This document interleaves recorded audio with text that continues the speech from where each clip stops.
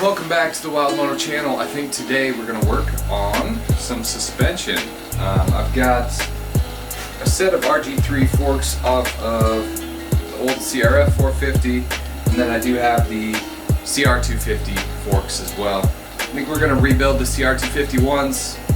As of now, I just have new seals, some SKF mud scraper kit, and we're going to take these apart, disassemble them. We'll check out bushings, O-rings, all that good stuff, see if we do need to replace anything, and then obviously new fluid, all that good stuff. What I like to do sometimes is just check the rebound and compression clickers.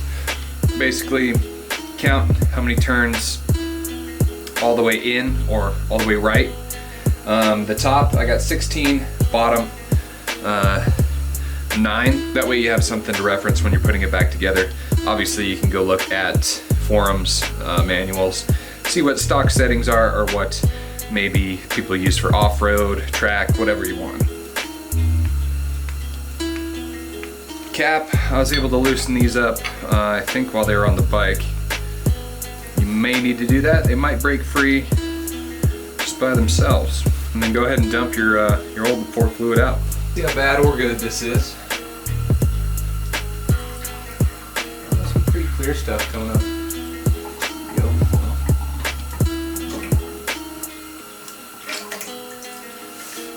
Now loosen up the nut down on the bottom here. Push that rod out. If you have a holder, use that. Otherwise you can use a 12mm wrench. Whatever you do, don't do what I'm doing right now. Get the proper tool. I misplaced my crescent wrench and I don't have a 17mm open face wrench. So I'm gonna use some vice grips here.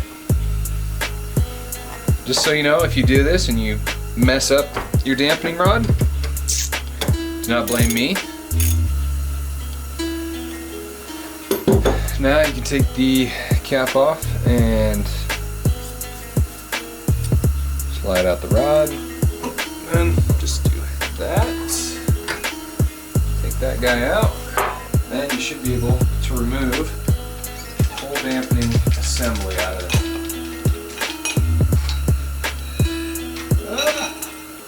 it. In the dampening rod, you can take this cap off. There's going to be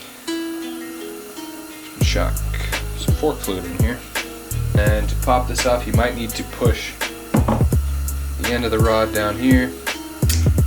There we go. She was suctioned in there a little bit.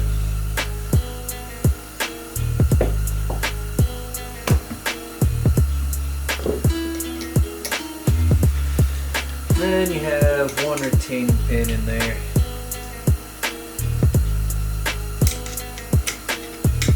Call it a pin, ring, I guess. There you go. Pop that guy loose. If you're lucky, they'll just pop free, but you might have to give her quite a bit.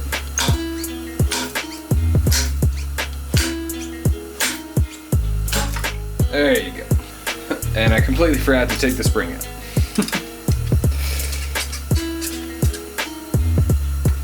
So now, I mean, you could replace just all bushings, seals, O-rings, all that good stuff. You know, if you want to save some money, just check to make sure your internals are all good. First, check out the tubes. Just run your finger up and down. If you're feeling any kind of catch anywhere, check it out. So right there where my finger is, there's a tiny little dent. I don't think that's going to be a huge deal. You know, it's way down at the bottom of the tube, and it is just barely there. I can barely feel it. Then our bushings up top, just use a flathead to separate this one. You can peel it off if you want. And like on this one, what we're looking for is just anything wearing on this outer Teflon. Inspect closely. I mean, you'll know if it's wearing through. Everything seems okay on that. This guy, see, as you can see, the inner part here is Teflon coated. Obviously the outside is, you know, it's a little patinted. And I think that's just from sitting mostly, but clean up the inside. Check it out in the light. We're all good on that one as well. This, nothing much to inspect. And obviously you have your seals and then your dust cover way down there. So those seem to be good. On your assembly over here, there's this one you can check out. Everything seems good on that one as well. Unless you're racing Supercross, I don't see the need to replace perfectly good ones. If you want it just for a peace of mind, or just to say that, you know, you're starting from zero here with fully replaced stuff, yeah, that seems like a good idea as well. But for the most part, I think all these are pretty good. What do you think? A quick polish on the old fork lowers there? I think so. Looking a little beat up. See what we can do with them. And there you go, just a quick and dirty polish. I'll have to touch it up with the old Dremel here in a bit. We do have to wait on some fluid. Real quick though, we are going to install the new seals. This set's from All Balls. Good idea is to have a seal bullet. Basically goes over this so that there's no chance of nicking up the seal in any spot. So get that guy down over these ridges. Little retainer goes there. So then we have the actual seal. Just look at it like this. This open face here.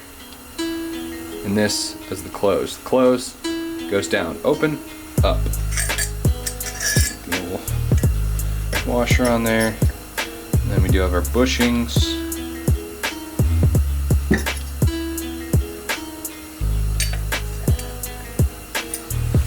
This one snaps right into that groove. Real quick, I'm gonna go ahead and tear these decals off. I mean, I like them, but they're a little crooked and peeling off. So I'm gonna do that, and then unfortunately I have to wait for some fork oil to come in. So I'll see ya in a few minutes.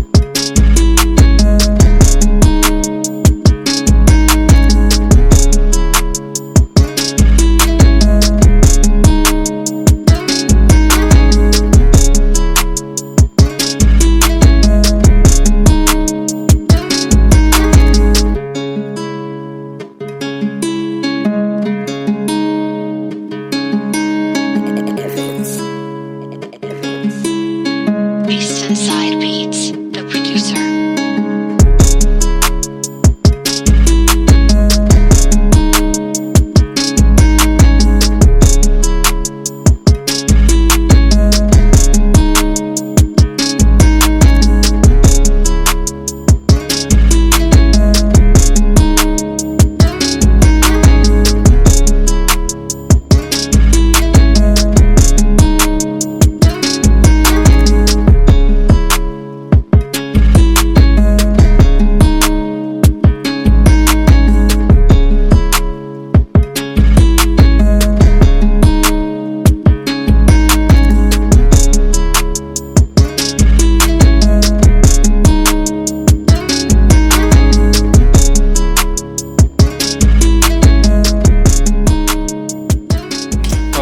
Are our rebuilt clamps. Just polished up, cleaned up, bearings greased, everything checked out, good to go. Alright, Rocky Mountain came through. Got some Maxima fork oil 5-weight filling inner chamber up here. Looks like, from what I've read, about 6.6 ounces. That's close to 200 cc's.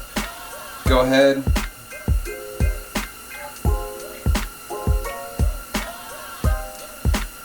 Dump that guy in there.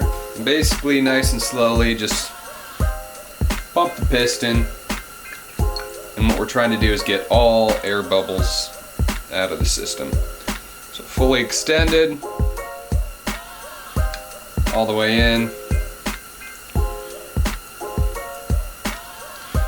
I like to do this probably like 10 times at least. So after air bubbles are out, what I do, take a chunk of cardboard, stick it down in the dampener, and measure like from here to the top, the fork oil height.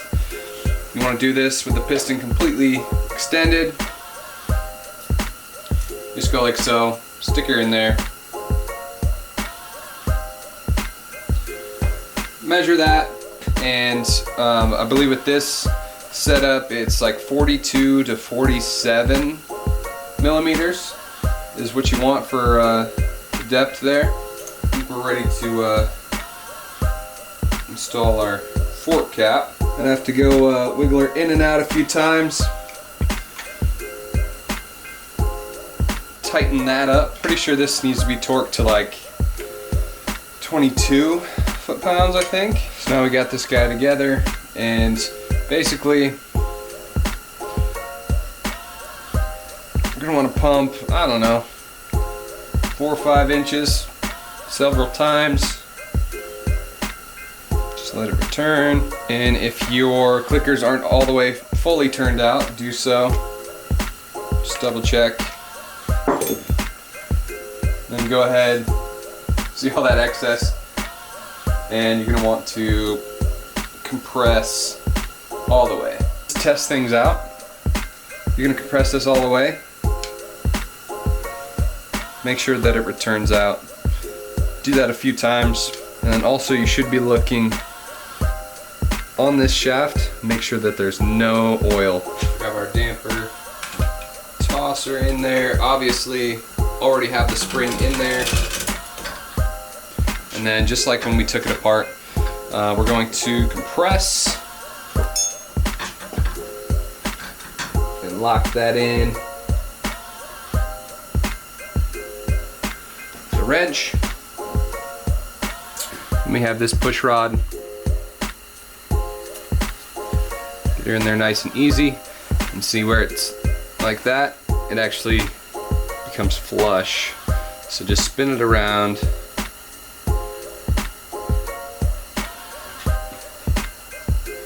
Until it actually fully seats in there. There you go. Boom. And take this cap, line it up with that. And I think this, I'm pretty sure it's close to like 20 foot-pounds is what this needs to be torqued to. There we go. That guy off, and then we'll go ahead and compress that again. make sure that this goes in here nice and easy, because if you do let it return super fast, it might damage some of those threads. I'll just go ahead and tighten this, make sure you're not cross-threading anything. Now this guy, I think he gets 51 foot-pounds. Now we're ready to fill up that outer chamber. Basically what I could find on forums is that the minimum was basically like 325 in the outer. Average was like around 375, I think. And then max was close to 390, 400. Right now, I'm putting about 13.7 ounces in there, and that's close to 375, and we should be good.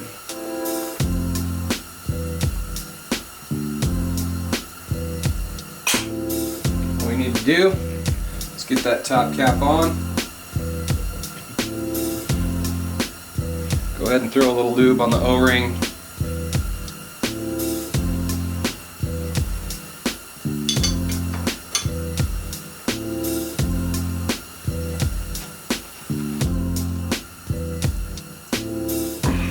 I believe it's somewhere around 20 to 22 for the top cap.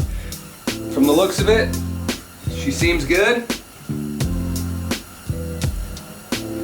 Compress it a few times. Now the only thing to add, little SKF mud scrapers. So SKF recommends that you only install these when you're riding in wet, muddy terrain, weather conditions, whatever, and then remove them in drier weather. So I'm probably going to be ripping this thing around come springtime. We can throw these on, and I think they'll probably help out a little bit. As long as you don't have anything rubbing on them. There you go. We're all finished up.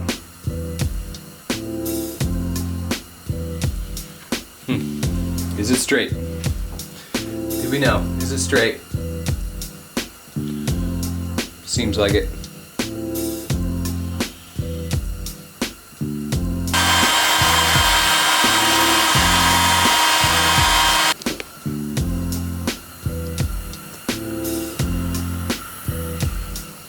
There you go, all wrapped up. Now, let's finish off the other one.